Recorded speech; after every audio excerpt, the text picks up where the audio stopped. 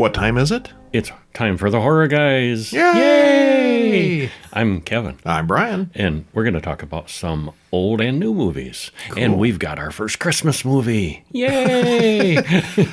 Well, I was hoping to hold off the Christmas movies till December. They started creeping in already. But this one's big, so we got to cover it now, I suppose. We wanted to see it. And yeah. We wanted to share our opinion with you.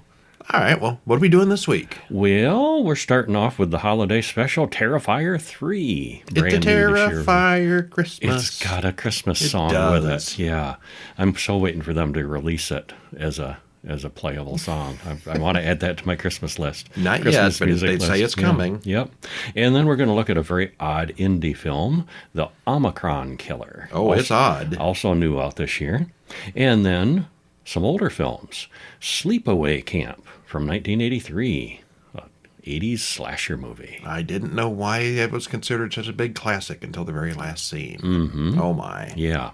And Hellraiser VII Deader from 2005.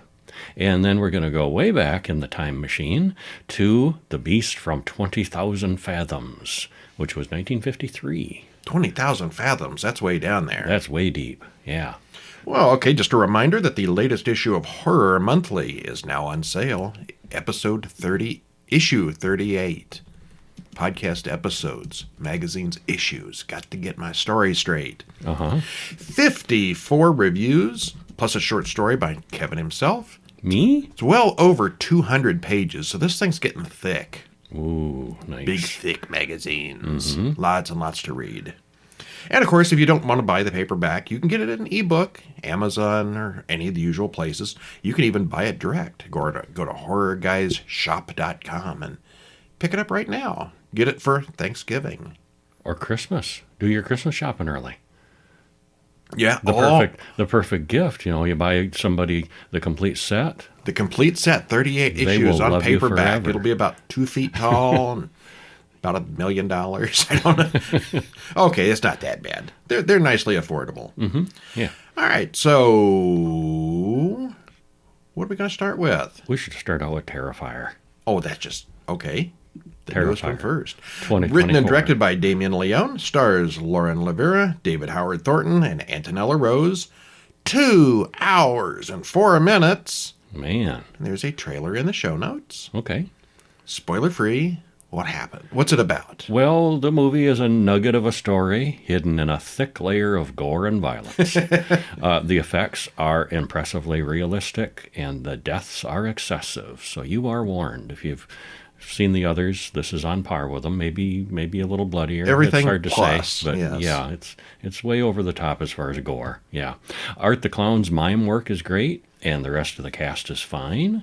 If you are a fan of the previous two, you should see this one because it's basically more of the same. It's at least as good, I think, as the others. If you saw Terrifier 2 and you liked it, you want to see this one. Yeah, I think so. If you saw Terrifier 2 and you thought it was stupid, you can skip this one. Because it's the same thing. More of the same. Yes. Yeah, basically. Only more so. Yeah. Yeah. Yeah, they've enhanced everything that made Terrifier 2. Yeah, had a bigger budget, more people working Clearly, yes. More people working on the special effects this time around, and yeah, it's nice job. And all right. You are warned with what you're getting. All right. Well, we're not going to spoil any of the. We stopped our spoilers. We don't do that anymore. But we'll tell you about the first 10 or 15 minutes. If you do want to see the full spoilery thing, you can check it out. It's at horrorweekly.com, where you can read every last little twist and turn of all these movies. And in the monthly books. Yeah, of course, yes. Yeah. A little girl comes into the bedroom. There's someone on the roof. There were footsteps. Her parents talk about the kid having too much sugar before bed. It causes bad dreams. That has been disproven, hasn't it? Oh, not for me. If I have a ton of sugar before bed, I have all kinds of weird dreams. So I can personally attest to that. Okay. Too much sugar before bed. You never heard anybody walking on the roof, though, I bet. Not that specific thing, no. Okay, well, maybe it was one of Santa's elves, they tell her. Well, the girl goes downstairs, and sure enough, she sees Santa in their living room. He reaches into his bag and pulls out an axe before going upstairs. Yeah, Santa is really Art the Clown, and none survive. Credits roll. This movie is not afraid of killing children. Yeah. You are warned there, too. And then we cut to 5 years prior.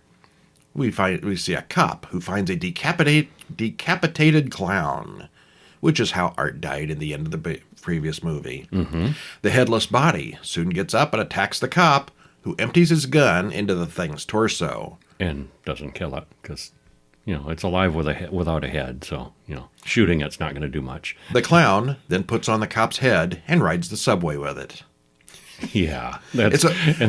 Art the clown is a white guy, and the cop is black, so they got this white guy with a black head riding the subway, and he gets stares. And he's sitting there holding it in place. Well, we then cut to an orderly at the mental hospital who interrupts one of the patients who is cannibalizing another. Ew. The headless clown is there, and so's his head now, assisting the crazy woman. The clown puts his head on, and of course it's Art. With his proper head. The crazy woman is Vicky, who goes with him to his lair, and they eat a real clown along the way.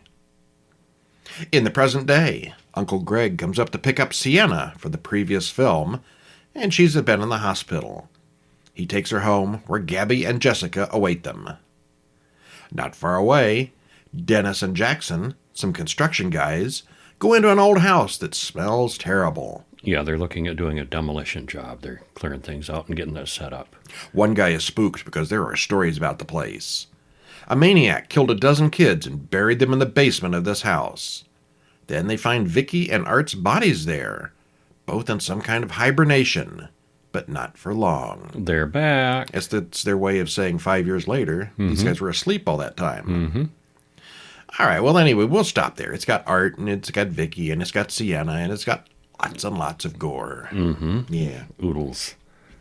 Well, when the police show up, they're going to pin all the deaths on Sienna, right? She's like the final girl. Mm-hmm. Mm-hmm. Yeah.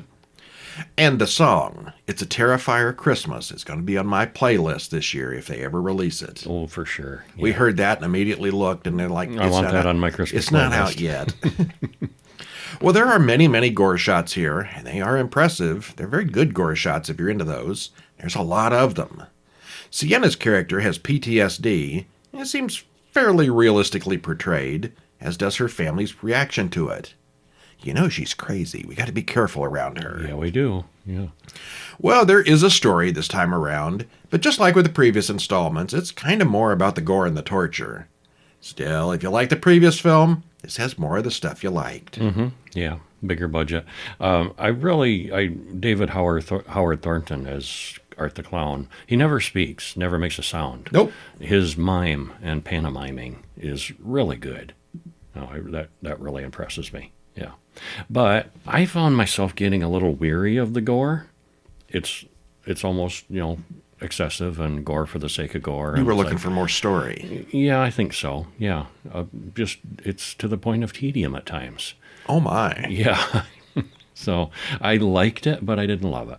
I really liked the scene of Art in the bar with the Santa Claus and the bartender and that was the Clint best. Howard, of all people. Yeah. Yeah. In the bar. Yeah. There are a lot of little familiar faces that pop up in here. Yeah. There are a lot of little cameo-type roles. Uh-huh. Yeah. It's good.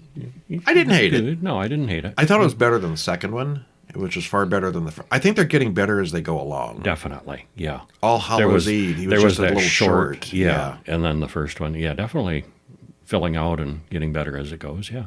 Still not great if you're looking for stories. And left wide open, so there could be a fourth. Oh, no doubt. You know that. As far as I know, it's made money. That always happens, yeah.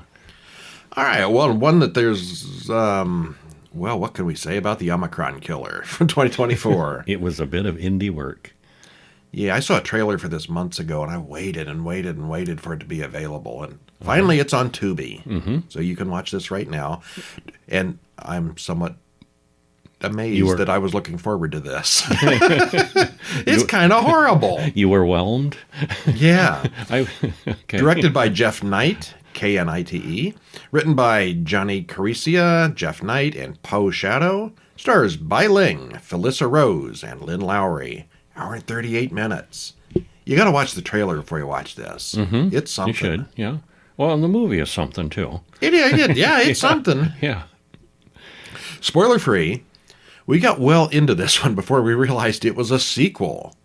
there was a movie called The COVID Killer that came out a couple years ago. And this is the second one of that.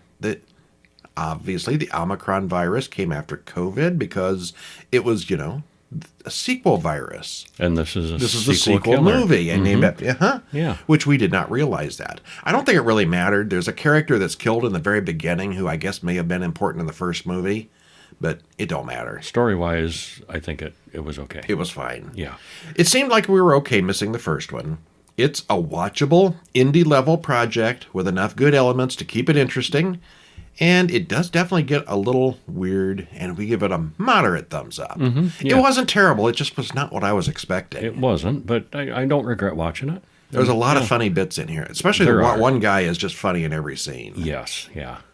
Well, we watch camera footage of a man with a knife breaking into a kitchen, but the woman inside isn't what he was expecting.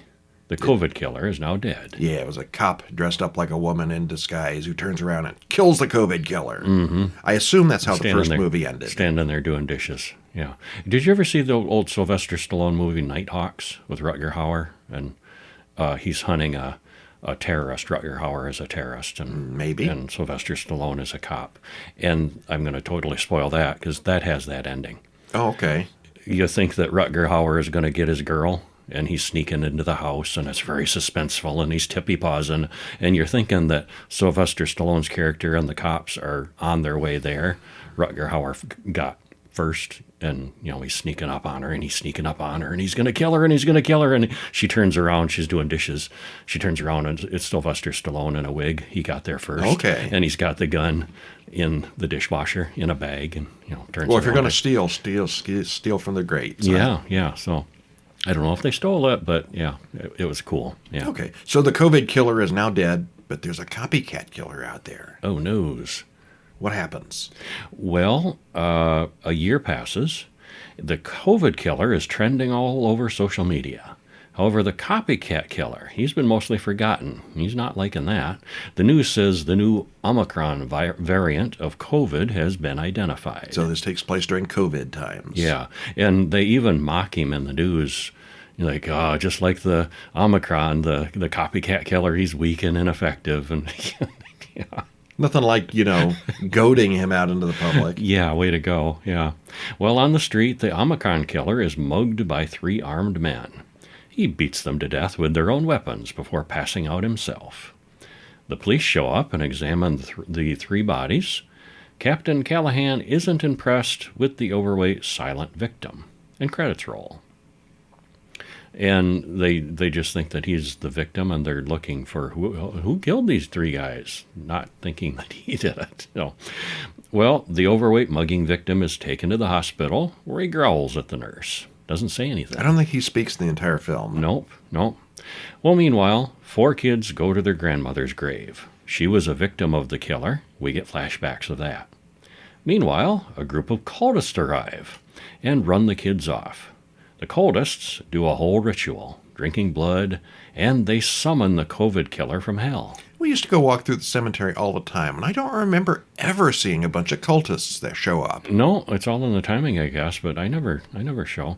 Dr. Fruger, notice the name, not Kruger, Fruger, talks to John Doe, the killer in the hospital. John doesn't speak to him either. And the very weird nurse seduces the guard outside the door and gets rid of him. The doctor tries to force-feed the patient strawberries, and we see he's the worst doctor ever. I dabble in pain, he says, and he is just awful. Yeah.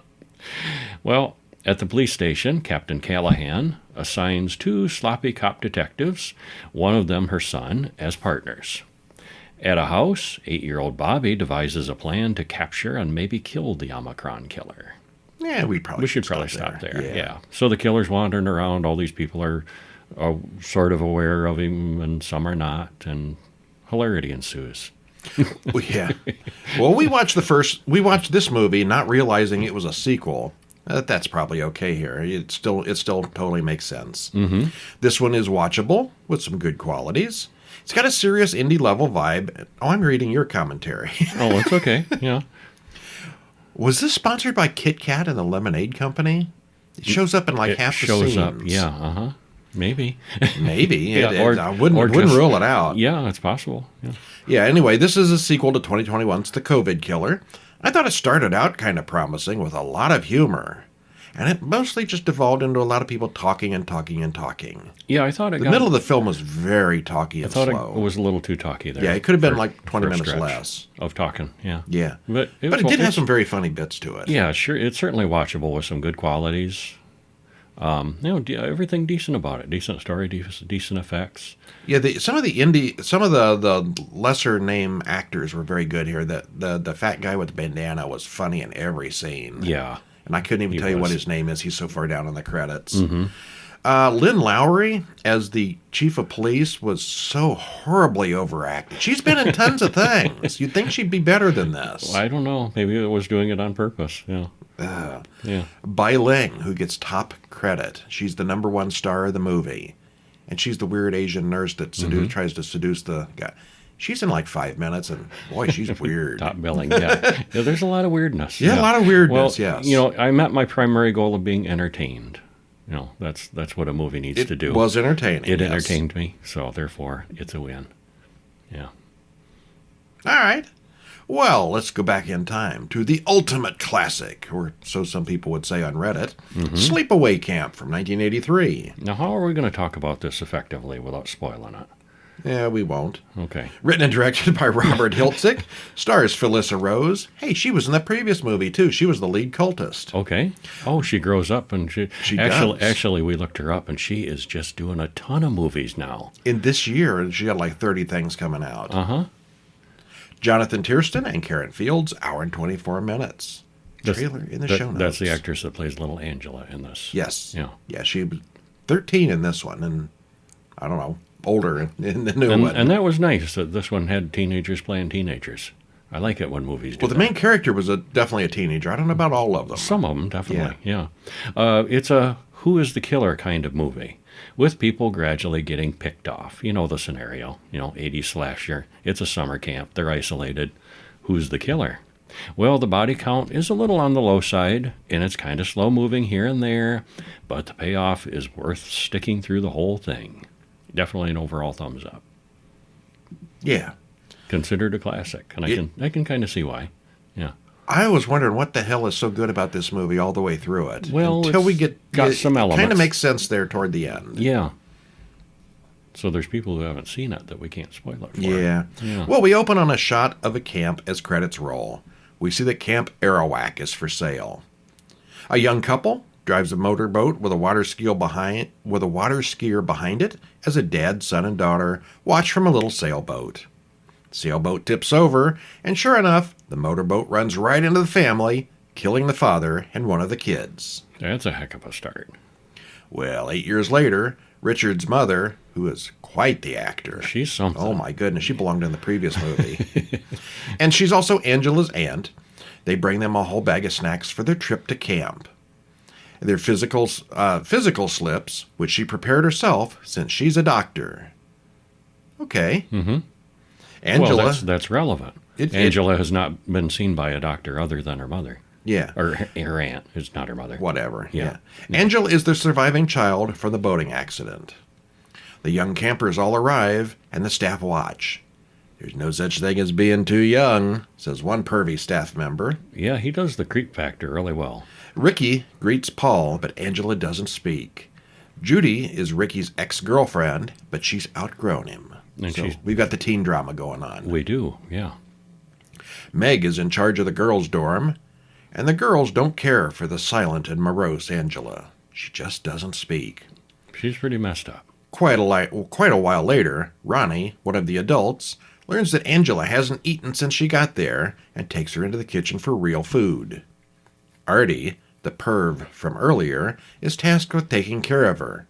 Oh, he tries to take care of her, but Ricky interrupts before he can get his pants unfastened. So this is one of those, not quite so modern camps. Mm-hmm. Artie is alone in the kitchen not long after, and we see someone is watching him. He prefers a huge tub of boiling water to cook the corn. We're like, what would you put in a pot like that? Lots and lots of corn. But the unseen person makes sure Artie pays for his choices. Ouch. The paramedics come and haul him away. He didn't die, so that's not a body count yet. And Mel, the owner of the camp, offers the kitchen staff raises to keep quiet about all that. Well, we then get a number of scenes that shows us that life in camp is worse than prison, maybe gayer as well. Those short shorts on the guys, and the gals too. Yeah. But yeah, short shorts. We're in style in the early 80s. Paul, at least, is nice to Angela, but no one else is. He knows what happened to her family, and Judy in the camp is the bad girl, and she doesn't like Paul's friendliness with the quiet girl. Angela finally decides that she'll talk to him. That night, all the guys get naked and jump in the lake. Kenny runs into the killer, and in the morning, the guys find his body. Mel, the owner of the camp, of course, says it's just an accident. And things continue like that. People die, and Mel always says it's just an accident. Getting picked off more and more until it can no longer be ignored. Felissa Rose, as Angela, was actually only 13 here, which is kind of creepy considering kind of the stuff that goes on in this film. A little, yeah. It's a very child rapey kind of film. Mm-hmm. Yeah. But there's lots of weird little details in this one that just sets off lots of red flags. Even without the killer, summer camp here looks like a pretty miserable place, except for maybe all those short shorts. It's like Lord of the Flies, only with counselors. Talk about your lack of supervision. Yeah, it did seem that way. It is definitely a slasher film, but the body count is surprisingly low. I didn't keep a count, but I bet there's not more than 4 or 5.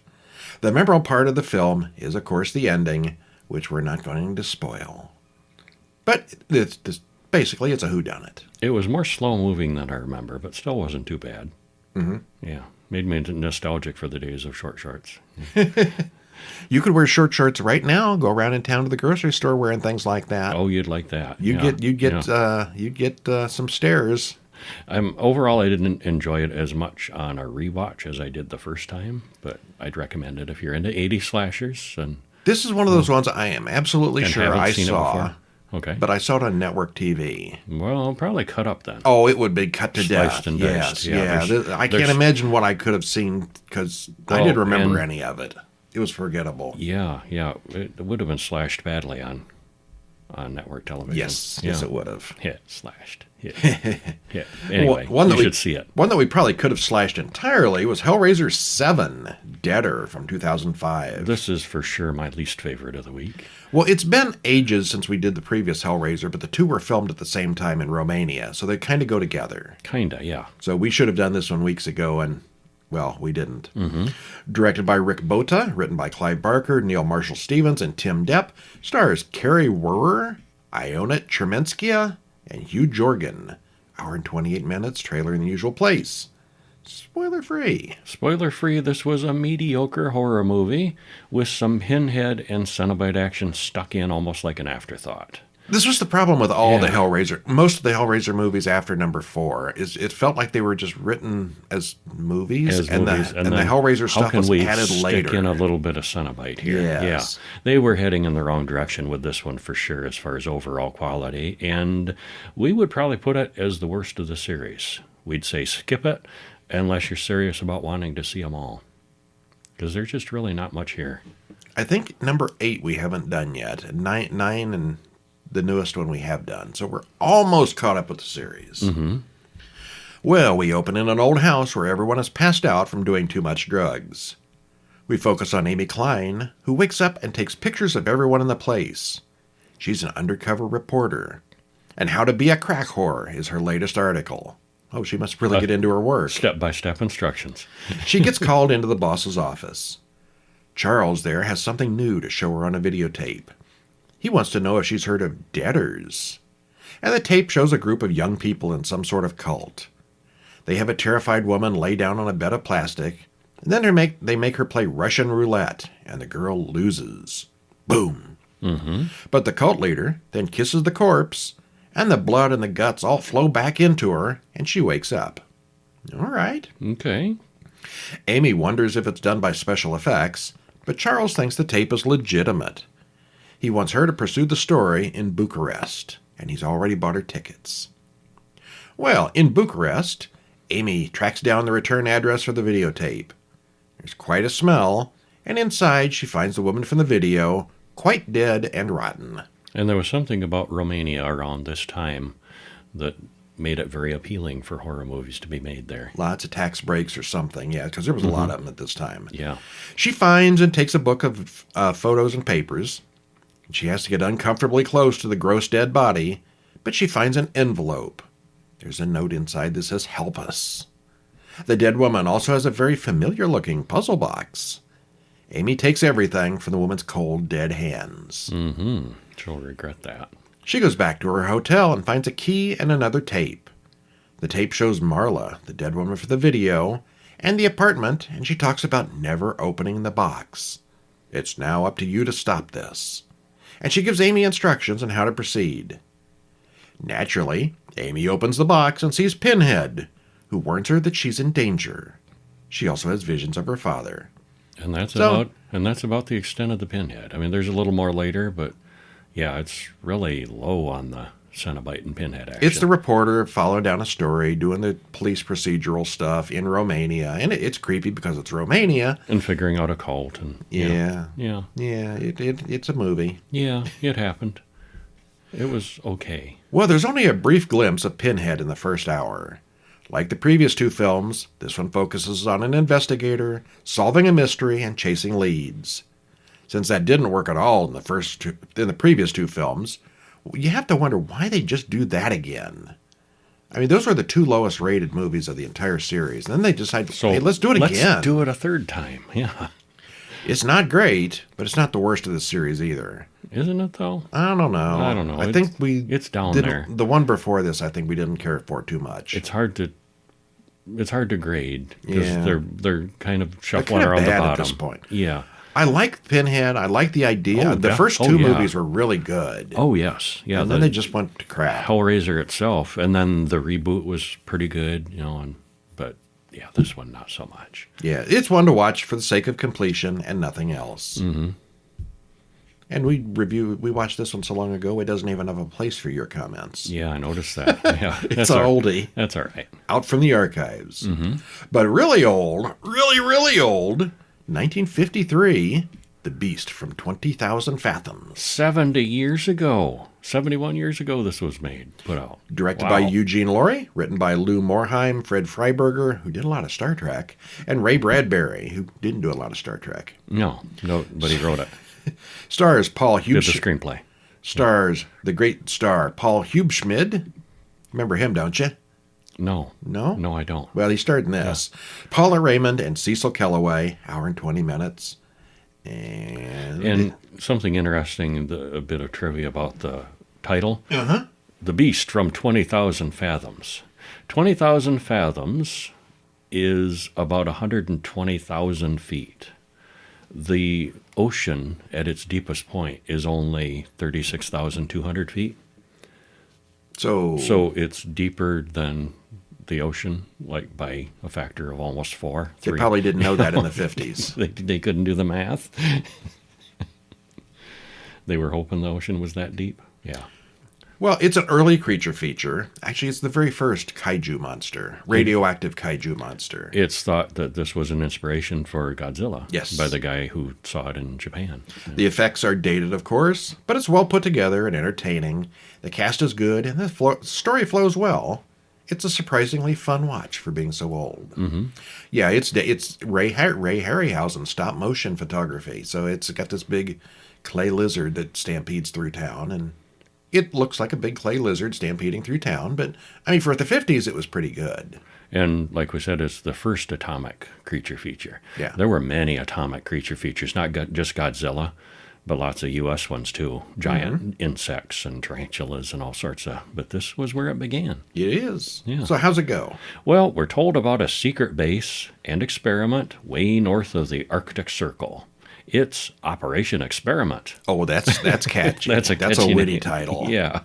And the men have been preparing for a long time. They've got a decent-sized base set up here and all kinds of science. And I thought that was fun, too, because this is like cutting-edge technology. And A lot of these 50 sci-fi Yeah. movies are like that. They show lots of like leftover military clips with airplanes and tanks and ships and even the yeah. panels of the machines they're working on in the lab and everything. It's, Buttons and very lights and mechanical. flashy, uh-huh. Yeah, for Very cool. 1953. Yeah. I'd say retro, but it wasn't. It was then. it was high tech. Yeah.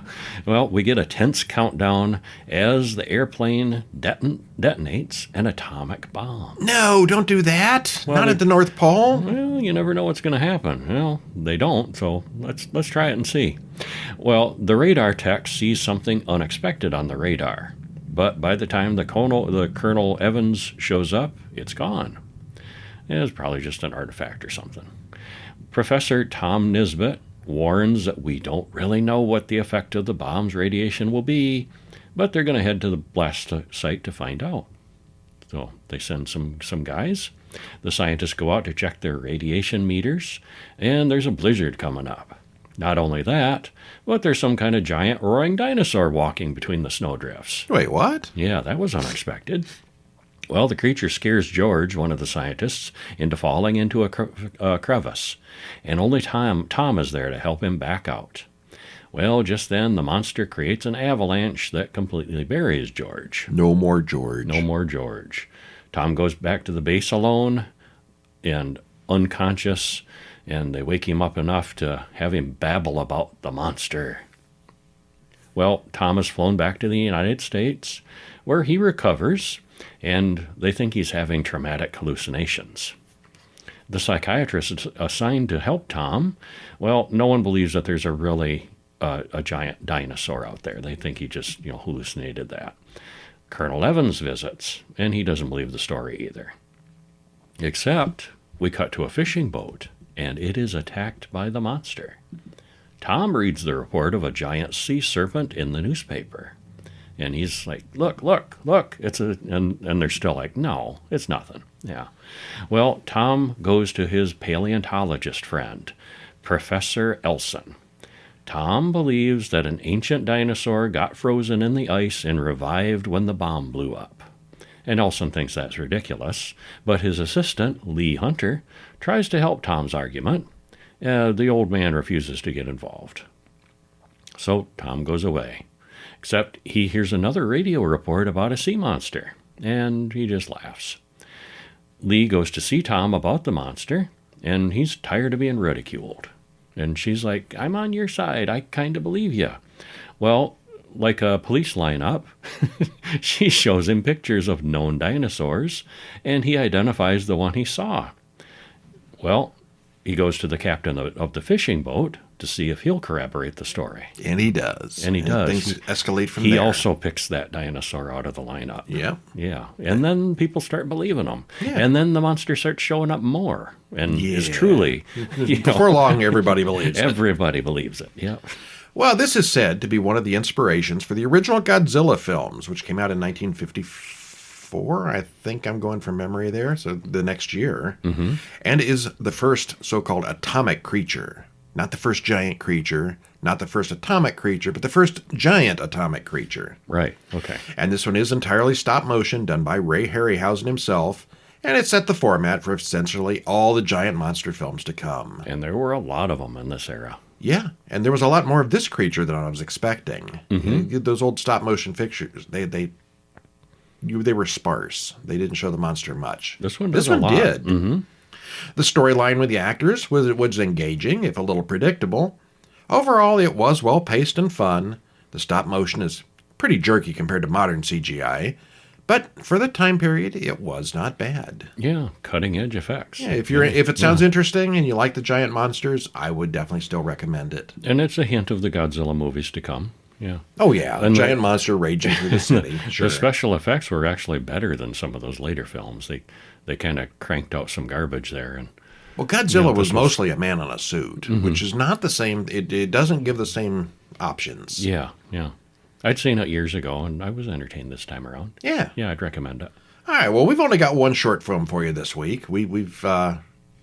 We're in the process of migrating to a different web host, so we had to freeze Horror Guys for the week. It's okay. It'll be back. It'll be back. It'll be back. But this one was a pretty darn good one. 2019's Ayuda, which My Duolingo has taught me what ayuda means. Spanish for help. Help. Help. Actually, I think they are the help. Okay. Maybe that's the way this one works in this case. Yeah. It's Okay. directed by Patrick Mason, written by Patrick Mason and Raul Serpis. Stars Tom Belfry, Caleb Velasquez, David Lamort, and Laura Ruperez. 11.5 minutes, and you can watch this one on YouTube. It's out there. You can watch it. And I'm going to tell you what happens. Tell me what happens. Two Spanish-speaking men are hired by an American who doesn't seem to speak Spanish to do some work for him. The three men climb into the van along the coffin-sized box. Looks like a very tight fit in the back seat. Yeah. They stop near the woods where the man wants them to bury the box. Nothing sketchy there. Yeah. Well, curiosity gets a hold of the two men, and bad things ensue. What's in that box? It's coffin-sized. Yeah. And we don't ever really find out what the man's intentions. Was he going to dispose of these immigrants afterwards to cover the trail? They suspected he was, but we don't know. It didn't get that far. Didn't get that far. Things happened before then. And, if he's the villain, there's worse things than being a villain. Yeah. It was really nicely shot. There's a creepy atmosphere. It's mostly out in the woods. Good acting all around. It's kind of a mystery. We want to see what's in the box as well. Open it, open it, open it. Yeah. It was very nice. Yeah, this could be a scene in pretty much any real monster movie. And it feels like it was, actually, just one scene. Yeah, very well made. Yeah. All right, so we're a little short on the short films this week, so we're going to call it our short vacation. Sure. But we'll be back with more shorts next week, of course. And that is it for this week. Stop in over at horrorbulletin.com. Oh, there's a blast from the past. I said horror bulletin, didn't I? You did, yeah. Horrorweekly.com. We've had so many changes over the years. I was looking at the list this week. I'm going to have to go with The Beast from 20,000 Fathoms as my favorite. Oh, well, okay. Yeah. Old-timey. Yeah, I think so. Out of all these. Yeah. For the past 2 or 3 months, because of Halloween, we've done almost nothing but exclusively brand new movies. Mm-hmm. I am really looking forward to doing some old movies after these. They're just completely different aesthetic, completely different vibe out of these. Mm-hmm. It's like, comfort food. Somewhat, yeah. Yeah. Everything nowadays feels like, depression was the monster all along. And stuff like that. A lot of that. Oh, look, there's a bottle of pills on the table. Which they must the be rest crazy of the film and hallucinating. Yeah. Or are they not? Yeah. In the 50s, there was a monster. Mm-hmm. And you knew it was a monster. Yeah. So much simpler. All right, so next week we'll be back with 5 more movies and a certain number of shorts to be determined. Some. And, stop in over at horrorweekly.com and you can read the full spoilers and all the ones we just talked about. So if there's some of these that you don't want to bother watching, you don't have to. You can still get the story. You can know what Terrifier 3 is without sitting through the gore. Mm-hmm. So when all your friends at work talk about Art the Clown's latest massacre, you can talk about him too. And fake that you saw it. But you don't have to sit through it. It's great. All right, well, that's it for this week. I'm Brian. And I'm Kevin. And we'll see you next week. See ya.